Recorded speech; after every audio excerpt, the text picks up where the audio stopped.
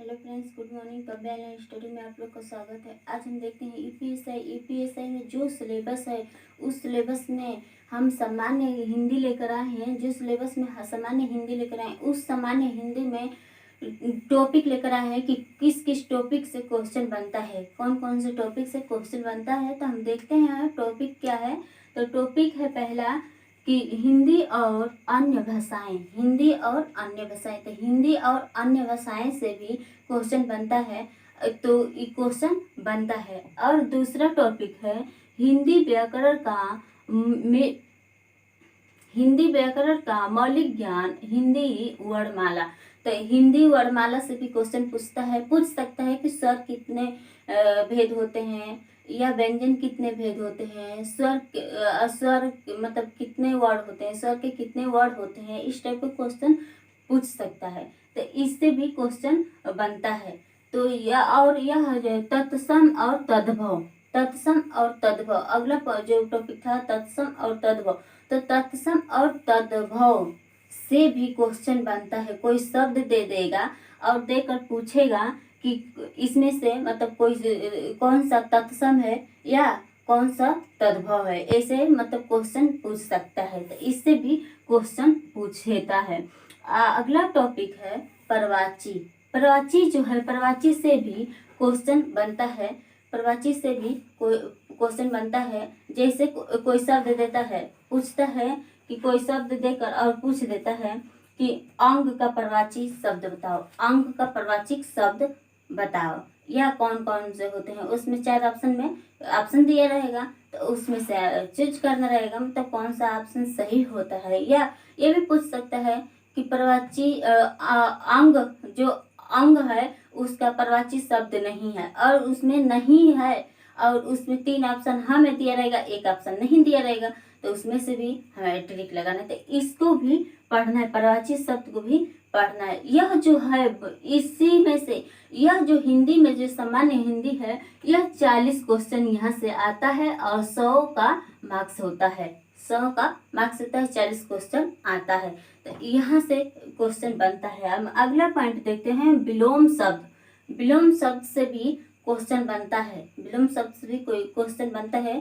कोई शब्द दे देगा और पूछेगा कि इसका विलोम क्या होता है, तो इससे भी क्वेश्चन बनता है। अगला जो है अनेकार्थक, इससे भी जो होता है क्वेश्चन बनता है। इससे भी क्वेश्चन बनता है, जो कि इससे जो होता है कि मतलब क्वेश्चन बनते हैं। और यह इतना ही में से जो सिलेबस में दिया रहता है उतना ही में से वह क्वेश्चन आता है, क्वेश्चन आता है। तो यह सबको पढ़ना पड़ेगा। और अगला है, अगला टॉपिक है वाक्यों के स्थान पर एक शब्द। वाक्यों के स्थान पे एक शब्द, मतलब इससे भी क्वेश्चन बनता है। इससे भी क्वेश्चन बनता है। समरूपी भिन्नार्थक शब्द, इससे भी क्वेश्चन बनता है। इससे भी क्वेश्चन बनता है। अगला टॉपिक है अशुद्ध वाक्यों को शुद्ध करना।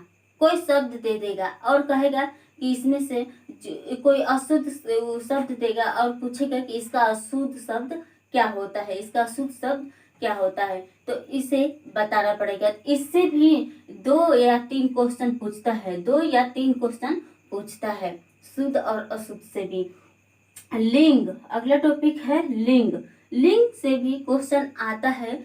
पूछ सकता है कि लिंग कितने भेद होते हैं, या जो परिभाषा होती है स्त्रीलिंग का, जो परिभाषा होती है उस परिभाषा को दे देगा और पूछेगा यह कौन सा लिंग होता है, मतलब स्त्रीलिंग है कि पुरुष लिंग है। इससे क्वेश्चन बनता है। तो इससे भी 2 या 3 क्वेश्चन बनता है। 2 या 3 क्वेश्चन बनता है। घुमाकर क्वेश्चन, इतना ही में से घुमाकर ऐसे क्वेश्चन पूछेगा कि हमें समझ में आएगा कि ये तो हम पढ़े ही नहीं है, अब इसे पढ़े रहते हैं, पर इसे घुमा कर पूछ देता है कि लगता है कि सिलेबस से बाहर का पूछा है।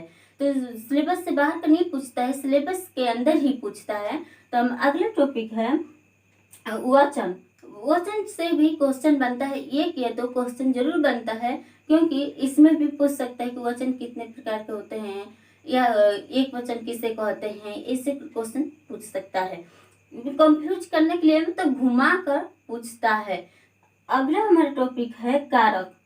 कारक से भी क्वेश्चन पूछता है, पूछ सकता है कि कारक का शाब्दिक अर्थ क्या होता है, या ने जो होता है जो कर्ता मतलब जो कारक का जो चिन्ह होता है, कर्ता ने कर्म को ऐसे जो चिन्ह होता है तो पूछ देगा कि ने दे देगा और कहेगा कि यह कौन सा चिन्ह है, मतलब किसका चिन्ह है, तो उसे बताना पड़ता है।